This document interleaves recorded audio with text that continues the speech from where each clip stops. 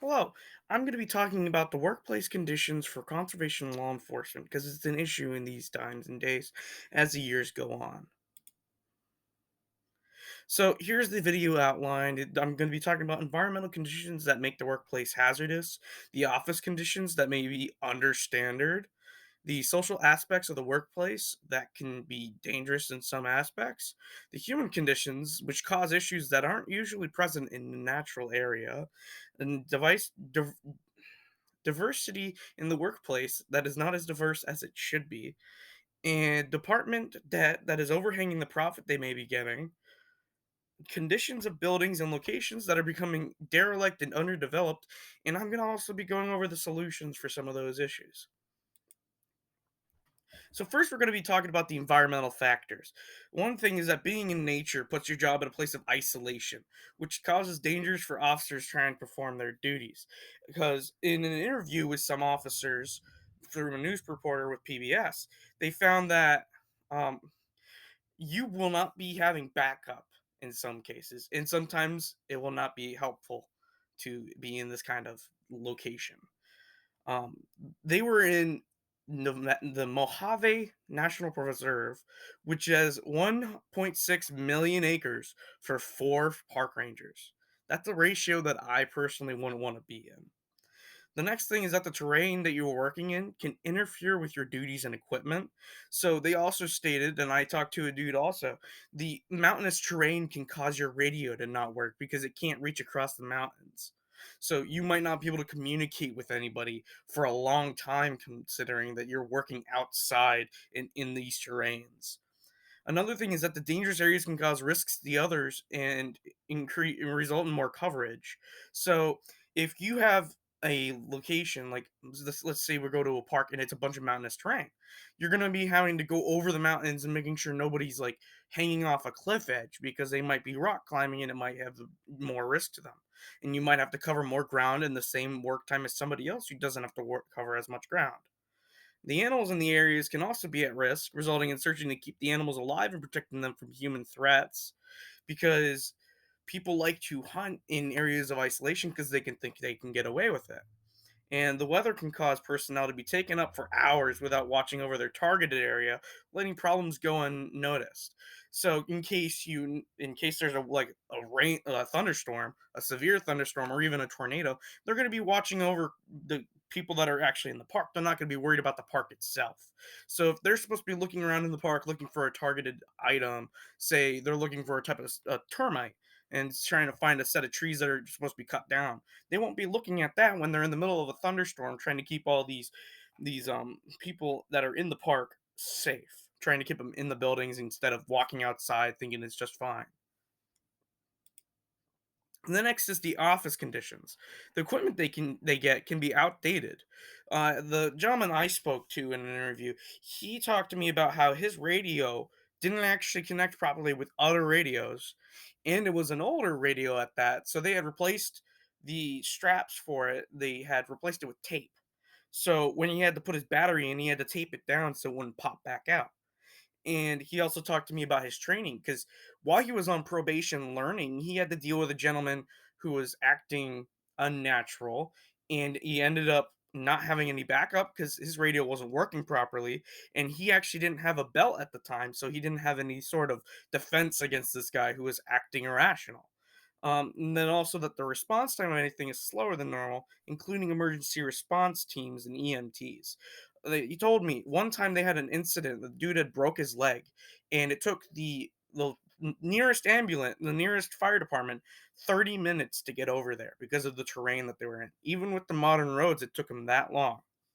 The weather conditions can be bad, which would also slow down those response times.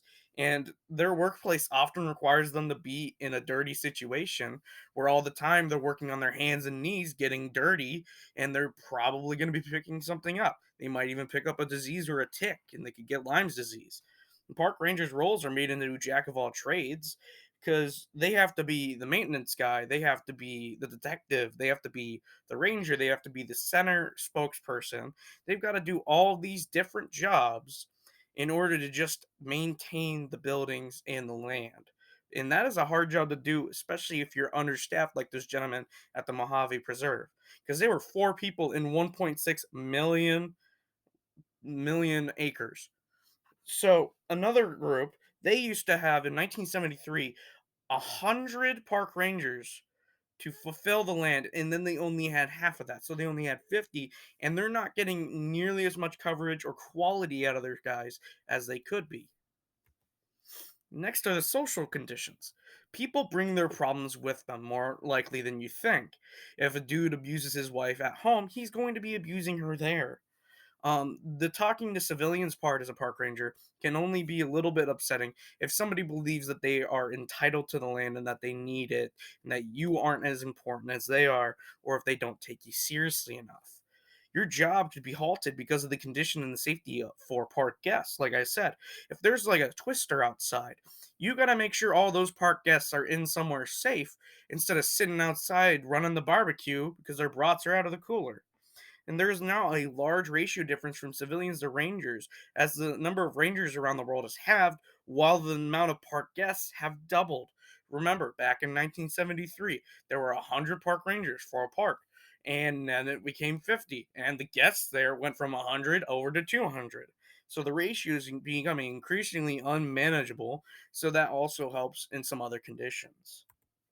Human conditions. Humans can commit crimes anywhere they go.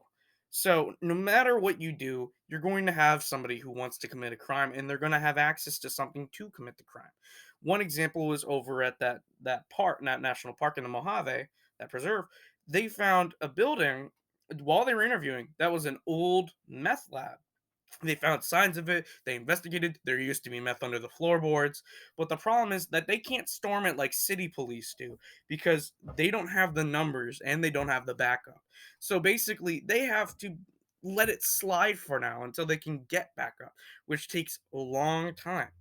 And that's why there was no way to storm major drug operations during the time because they didn't have the availability. They couldn't take the risk, and unusual crimes or issues may arise at the moment.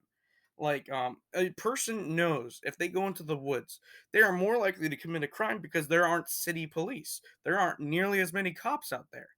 So you're at risk of being shot more as a park ranger than a city police officer because people don't take you seriously in this profession because as a jack of all trades, you're not really seen as law enforcement anymore as you are a janitor or a maintenance guy. People see rangers as lower forms of security, not as police. And when that happens, they don't trust you as much and they don't entrust information with you as much. That's also a problem because you want people to tell you if there is like a crime happening or if something illegal is going on that they know of so that you can take care of it and keep the park available. The people who live in the area, like rural communities, the only way that they're going to trust you is if you prove to them that you can help, which is usually pretty easy considering you're in the middle of nature and most things that happen there are natural crimes. People will hide suspects if they don't trust you, and they'll refuse to name them if they know what punishment they're going to get. That happened in Uganda. They had a national park over there, and they were mostly focused on poaching and big game poaching. So they had problems with the natural community. They were going just telling people, no, we don't trust you. And if they didn't have money to offer them, they didn't tell them about it. So they'd hide information from them if they didn't get a reward instead of just having the satisfaction of being helpful and taking down someone who's been doing illegal things in their community. They were like, well, they're not offering money, so I'm not getting anything out of it. Diversity conditions. So part of this is that there aren't as many women in the profession as men are, which is about a 33.8% are women in the workforce. That is a pretty good number, but at the same time that's not 50%. So there were problems originally, and there still are in other countries. There's like gender norms in other countries that are for women do feminine jobs and men do masculine jobs. Like this profession, men that are working in the profession will tell you this is a brotherhood and that this is a masculine job. We need people who are going to be strong enough, and that ends up in not as much women being a ranger. Unlike in PA, there are quite a few female officers. Women also face sexualization and sexual harassment from other officers, and that causes in turn women won't report it as much because if they look around and they notice that everybody's a man, if you tell on one dude, they're all gonna just go in on you. Man-made issues. So the conditions of the buildings in parks and national parks and the roads are becoming unsafe and outdated.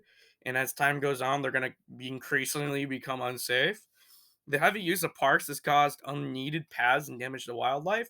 So in RB Winter, there were paths being created by park guests in order for them to have a quicker route somewhere instead of taking the long route. So people started going more and more into that path until eventually there was nothing left of the original and there was everything for the new one. And poaching has caused ranger departments over in Uganda and other countries and these states to allocate many resources to finding and arresting poachers to protect wildlife, costing about 684,000 US dollars. 432 more acres have been purchased in America, and with the already limited units that we already have, we just stretched them further, causing the quality of parks to basically tank, and that's going to cause even more problems for their maintenance backlogs. The department problems. There's a backlog of about $11.6 billion, and it's four times the annual and National Park Service budget. That's a little bit of a problem because if you're not able to pay that off in 4 years, because that's 1 year of backlog, that's about not really 1 year of backlog. That's many years of backlog. But if we don't take off the backlog, we're going to be going into more debt and it's going to become more decrepit and nothing's going to be taken care of eventually. So we're going into debt in the National Park Service and we'll just keep going if we don't stop it now. The maintenance is becoming useless as buildings, roads, paths, trails, and centers are crumbling, and the bridges being quoted as structurally deficient by officials. And if we went into debt to stop the backlog, it's not going to help because it's only going to keep it from growing. It's not going to eliminate the backlog.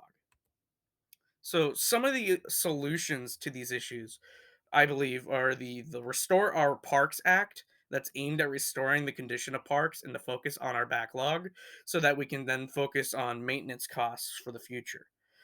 And then getting a better budget for the department because there's a small budget and we don't have a lot of money. So if we don't have a larger budget, it's going to cost more eventually, and then you're not going to have as much workers because you're already limiting the workers. So you need to have a higher cap on the limit of officers working in order to keep your forces not spread so thin. And you should also be able to increase the safety of officers by updating their technology and equipment and finding better ways to keep them supplied and together. One idea would be like to put officers in pairs in order to keep at least a little bit of safety. That would also increase that little bit of brotherhood and trustworthiness between officers. Because if you're working together and instead of one person going one way and the other person going the other way, then you might be able to back each other up in case something goes down. And then another way for the Uganda problem is to make specialized anti-poaching teams to better allocate park rangers. Because if you get people just to focus on the poaching, then you're going to get the poaching problem to go down further. But then you're also going to have more officers or rangers to go around the park and focus on the park more. So you're going to have a better quality of life at the park.